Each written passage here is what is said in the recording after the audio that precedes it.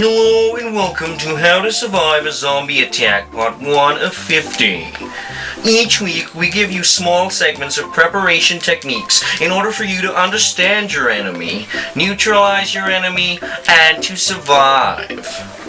I'm Reginald Prawnbaum, Professor of Bioeccentricity at the University of Hansonville, New York. Firstly, we look at the enemy itself in order to determine if what you see is actually what you get.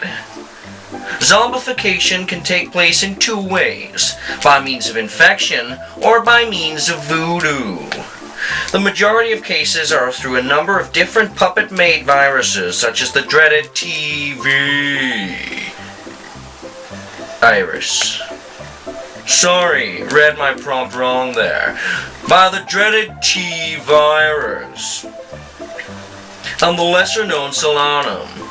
Both viruses attack the puppet body in the same way. It enters the body and travels along the fluff stream to the brain. After moments, the puppet is lifeless, only to shortly return as a member of the living dead. The symptoms usually take place over 24 hours, until eventually the puppet is dead and reanimated into a fleece-lusting killing machine with the ability to pass the infection to those he attacks. Now that you understand the virus, let's see what it does to its victims. This is Kermit.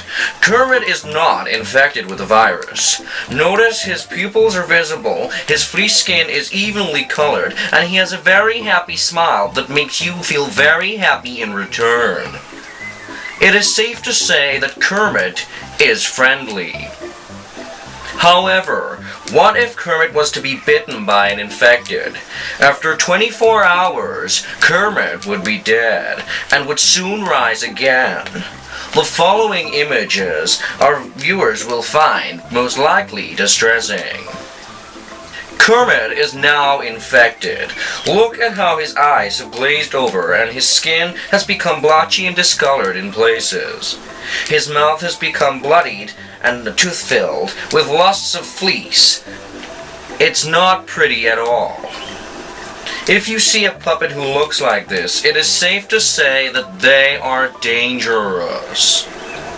So, that's all we have time for today. Join us next week as we tell you what weapons are best used to defend yourselves against an infected puppet.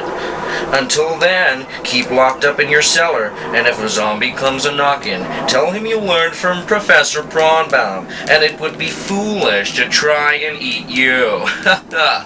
Thank you, and until next time, good night.